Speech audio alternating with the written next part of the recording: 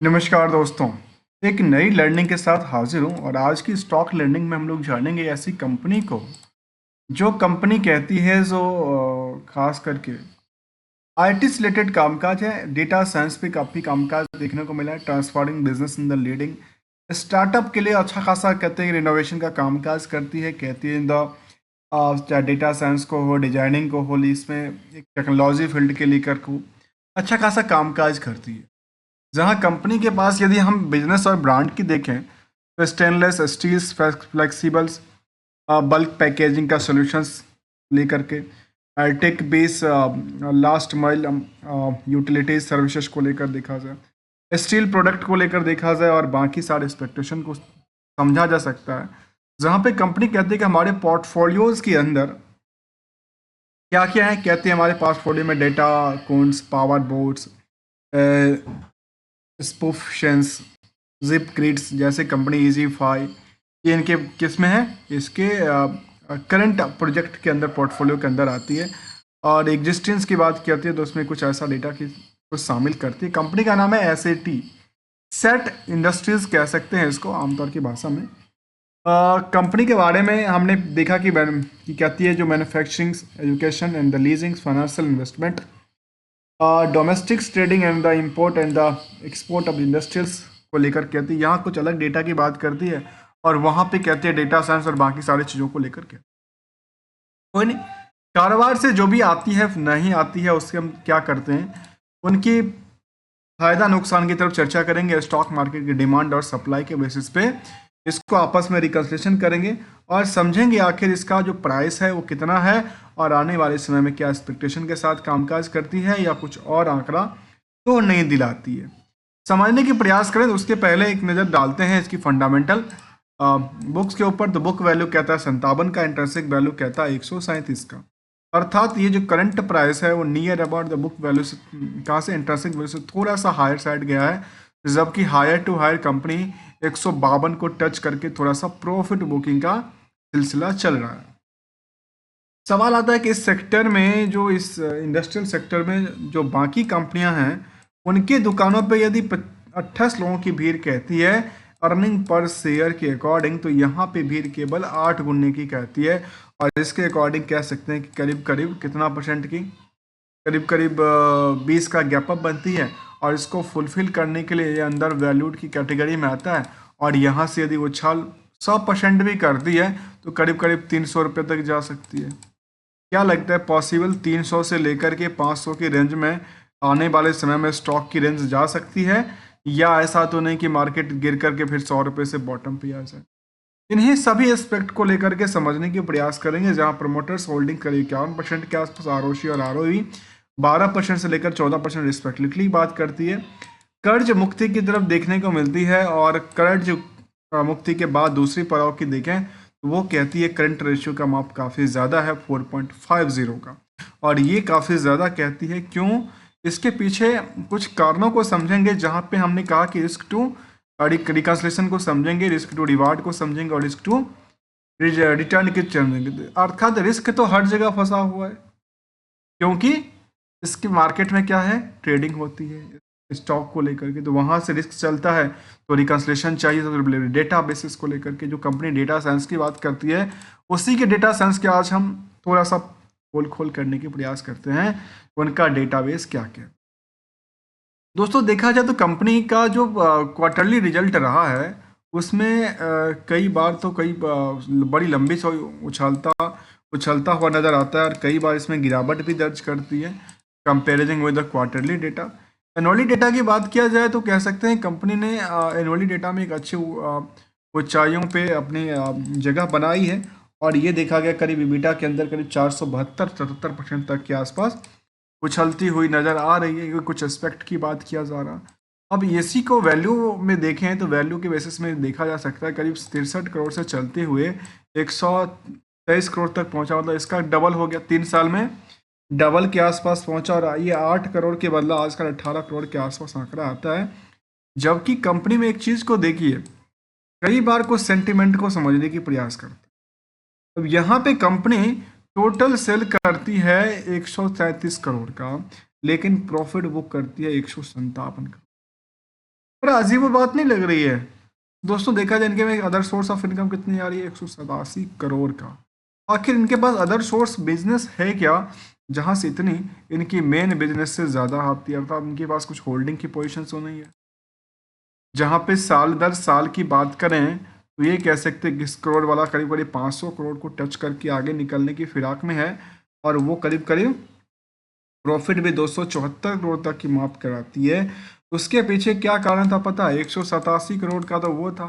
यहाँ पे ये देखिए 12 महीने की डेटा बेसिस कहती है इसको लेकर के 278 करोड़ का तो इनका ये बनती है अदर सोर्स ऑफ इनकम बनती है। जबकि अदर सोर्स ऑफ इनकम से जो इनकी नेट प्रॉफिट है वो अभी भी 4 करोड़ की डाउन साइड में देखने को मिलता है।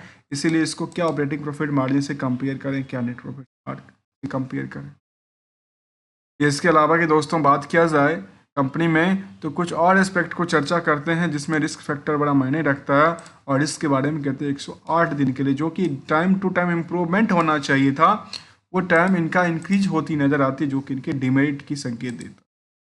अब कर्ज को लेकर की बात जब होती है तो कर्ज को लेकर कहते हैं 63 करोड़ का कर्ज था, और क्या कर्ज के अलावा कुछ रिस्क भी बात कर दी है जिसने इन्होंने करंट रेशियो में दिखाया हुआ था। अब यहाँ पे समझने वाली बात है जो हम इसको क्यों लेते हैं, ये हमेशा एक रिस्क के अंदर है। बैंक में जो पैसा है कोई बात नहीं है, बाकी सारे एस्पेक्ट अभी चलेगा, रॉ मटेरियल है कोई इन्वेस्टमेंट की इन्वेंट्रीज की बात कर 148 करोड़ का कहती है जिनका उधार भी था, और इसके अकॉर्डिंग यदि 500 के अकॉर्डिंग 148 करोड़ को देखें तो कितना था, नियरली कह सकते हैं कि 30% के आसपास इनका डेटर पड़ा हुआ था। और ये इस पार्ट में से यदि हम इस पार्ट को माइनस भी कर दें तो शायद इनके लिए क्या बनता है पता है? इनके लिए एक डिमेरिट की बात करती है, स्ट्रॉन्ग डिमेरिट की बात। लेकिन केवल और केवल हम यदि हम बैलेंस शीट के चार्ट को देख लें तो चार्ट लेवल पे कह सकते हैं कि यहाँ पर इनका जो परफॉर्मेंस है वो लगातार बढ़ती नजर आती है। यहाँ पे लगातार ऊंचाइयों में टच करने में कामयाबी हासिल की, और यहाँ ये स्ट्रॉन्ग टू स्ट्रॉन्ग की बात कर रही है क्योंकि यदि आपकी लायबिलिटी 5% से गिरती हो, एसेट्स आपकी 82% बढ़ती हो, तो ये स्ट्रॉन्ग से और कौन सी बड़ी बात हो सकती है? मतलब बिग स्ट्रॉन्ग की बात कर इसके अकॉर्डिंग। लेकिन जब आप इसके अकॉर्डिंग समझने की प्रयास करेंगे तो एक जगह डिबेट की बात निकलती है जहाँ पे इनके खुद का कारोबार इतना अर्निंग नहीं करता, उसके से ज़्यादा इनका सोर्स ऑफ इनकम अर्निंग करके देती है। इस कंपनी में निवेशक की बात करें तो निवेशक कोई बड़ी नहीं है। एफआई और डीआई की भूमिका रही नहीं, बिल्कुल ही नहीं रही है। केवल और केवल पब्लिक के आसपास होल्डिंग है, वो 47% की होल्डिंग पब्लिक होल्ड करती है, और रेस्ट जो होल्डिंग है 51% के आसपास 52% के आसपास वो प्रमोटर खुद ही होल्ड करती हुई नजर आती है। इसमें दो कंपनी है, जिसमें एक है सेट इन्वेस्ट प्राइवेट लिमिटेड जिसका का नाम है फ्लैक्स इन्वेस्ट प्राइवेट लिमिटेड। दो कंपनी इनके पास है जो कि होल्डिंग कंपनी होगी। क्या इनकी कुछ और भी कंपनियां हैं मार्केट में लिस्टेड? कहती है इनकी कल दो कंपनियां हैं, एक है शाह पॉलीमर्स और दूसरा का नाम है सेट इंडस्ट्रीज। इनके पास करीब 44 और 5% के आसपास होल्डिंग बनाती है, और इसका दूसरा प्रमोटर जो है वो भी शायद उसी ग्रुप से बिलोंग करता होगा। उसका केवल एक ही कंपनी में होल्डिंग है जिसका नाम है ये। अब कुछ और पहलू पर ध्यान दें तो शायद ये कह सकते हैं company year on year basis की ग्रोथ की चर्चा किया जाए तो कह सकते हैं कि साल दर साल कंपनी ने अपनी सेल्स को लगातार बढ़ाई है, लेकिन लास्ट 12 महीने के डेटा को छोड़ के कंपाउंड प्रॉफिट लगातार बढ़ी है, उसमें कोई चिंता की बात रही नहीं है। स्टॉक प्राइस सीजीआर में लगातार ऊंचाइयों को टच करने में कामयाबी हासिल किया, रिटर्न ऑन इक्विटी भी इनको बैकअप देती हुई नजर आ रही है। अर्थात ये यहाँ पे था डेटाबेस में फंडामेंटल इनको स्ट्रॉन्ग की बात कर रही है, फंडामेंटल लगातार बिल्डअप करती नजर आती है, केवल एक जगह छोड़ करके जो उन्होंने देखा कि मार्केट में डेटर्स को लेकर बाकी सारे एस्पेक्ट इनके कहते हैं। पेयर्स में आती है जहाँ पे रत्नमणि मेटल्स, शारदा एनर्जी जैसे कंपनी शामिल है। इसमें हमें ध्यान देने वाली बात होगी कि आखिर इनका मेन कारोबार कहाँ से आती है और किस सेगमेंट से आती है, उस पर जरा फोकस करके देखें तो शायद कुछ कंक्लूजन निकलेगा। और जून तक का जो डेटा सामने था उसमें कोई उन्होंने के अकॉर्डिंग सेगमेंट वाइज के अकॉर्डिंग अपने डेटा को शामिल नहीं किया था, जिसकी वजह से ऐसा डेटा नहीं मिल सकता।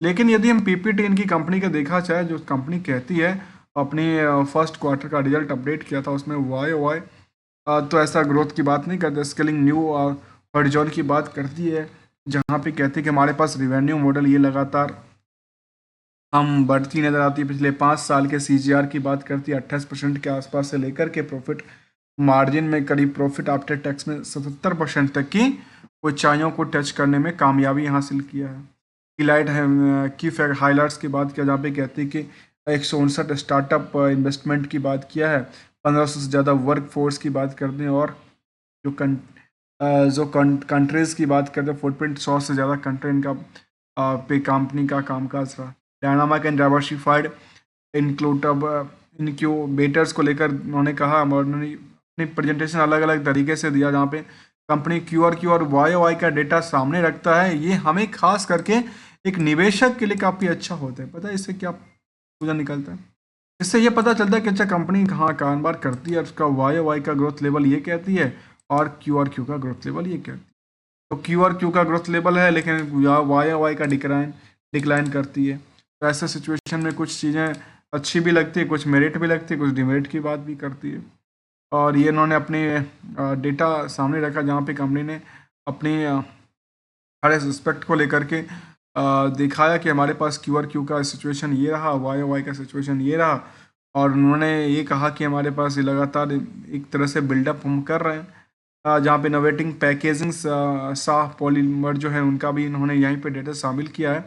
इसके अलावा कहते हैं कि एक कंपनी एक्विजिशन करती है 5 कॉप्स पॉली वेव को इन्होंने क्या किया है, एक्वायर करती है, और कंपनी एक्वायर जब करती है तो एक्वायर करती रहती है। एरोफ्लेक्स फाइनेंस की बात किया जाए, जहाँ पे इनकी ब्रांड्स की बात करते हैं, और ये कुछ ऐसा डेटा उन्होंने सामने रखा। इसकी यदि हम चार्ट की तरफ देखें तो चार्ट में ये कह सकते हैं कि पिछले कुछ सालों के डेटा बेसिस को लेकर के, जहाँ पे पिछले 1 साल के चार्ट या 2 साल के चार्ट को देखें, 3 साल के चार्ट में हमें क्या नज़र आता है? नज़र आती है कंपनी पहले भी इस रेंज में ट्रेड कर चुकी है, और यहाँ पे काफ़ी दिनों तक कंसोलिडेट होती रही नज़र आई थी, जबकि मार्केट में वॉल्यूम भी लगातार क्या कर रही है, एक इनको लिक्विडिटी प्रोवाइड करती है। वॉल्यूम ज़्यादा आने का माना मार्केट में लिक्विडिटीज ज़्यादा है, वॉलेटिलिटी ज़्यादा कहती है। और जहाँ पे ये भी इन्होंने ब्रेकआउट किया, ब्रेकआउट करने के बाद मार्केट के लिए क्या होता है, एक ट्रस्ट बिल्डअप होता है कि अच्छा यहाँ से और चल पाएगा। तो यहाँ पे कंक्लूजन कहती है कि डेट्स बिल्कुल कंपनी फ्री है, गुड क्वार्टरली प्रॉफिट की बात करती है, और earning including the other income source में काफ़ी ज़्यादा दिखाती है, जो इनके डिमेरिट की संकेत देती नज़र आती है। का मेन कारोबार से नहीं, किसी और कारोबार से इतना पैसा उन्होंने दिखाया है, और वो हमने इस कंपनी को लेकर समझने का प्रयास किया। और इसकी यदि पीयर्स ग्रुप में देखें तो पीयर्स ग्रुप में कौन सी ग्रुप आती है, उसमें कहते हैं कि जिंदल, SAW, BRPL जैसे कंपनी शामिल है, जिसमें कुछ में अच्छा खासा सेल्स है, कुछ में अच्छा खासा सेल्स बिल्कुल ही नहीं कहता है, और ये हमने थोड़ा सा पार्ट्स को समझ किया है। अब एक रिस्क टू रिटर्न और रिस्क टू रिवार्ड की तरफ चले तो शायद कह सकते हैं कि आखिर कंपनी ने क्या क्या दिया और क्या क्या एक्सपेक्टेशन के साथ इसमें रखा है। इसमें समझ सकते हैं कंपनी को लेकर के जो अपने निवेशकों को क्या देती है कंपनी। अपने निवेशकों के लिए कंपनी कुछ दिया है, कहती है बिल्कुल ही दिया है। 2024 के दौरान 15% के आसपास का डिविडेंड की पार्ट दिया था। मतलब कंपनी अपने निवेशकों को लेकर के कि हित की बात भी सोचती है, जहाँ भले ही छोटा सा अमाउंट हो लेकिन बड़ा अमाउंट हो, एक मन बहलाने के लिए ऐसा दिया जाता है और ऐसा अट्रैक्शन के लिए कहा जाता है। एक चीज़ पर और ध्यान देते हैं जिसका नाम है चार्ट में हमने देखा कि इसमें ये ब्रेकआउट करती थी, कंक्लूजन की ये बात करती है रिस्क टू रिवार्ड की हमने चर्चा किया। रिस्क टू रिटर्न की तरफ देखें तो पिछले 5 सालों में करीब करीब 500% के आसपास उछाल बना ये कंपनी के चार्ट लेवल में, ग्रोथ लेवल को लेकर के। और कई बार रिस्क फैक्टर भी देखने को मिला है, तो करीब करीब कह सकते हैं कि करीब करीब 25% से ज़्यादा क्या नुकसान भी कई बार हुआ होगा जिनके पास पोर्टफोलियो में होगा, क्योंकि ऐसा सेंटिमेंट की बात करती है। हमने समझने का प्रयास किया इस कंपनी को लेकर के। हमारे साइड से कोई रिकमेंडेशन या एडवाइजरी की बात बिल्कुल शामिल नहीं है, और ये लर्निंग पॉइंट ऑफ व्यू से हमने समझने का प्रयास किया। तब तक के लिए thank you so much for joining here.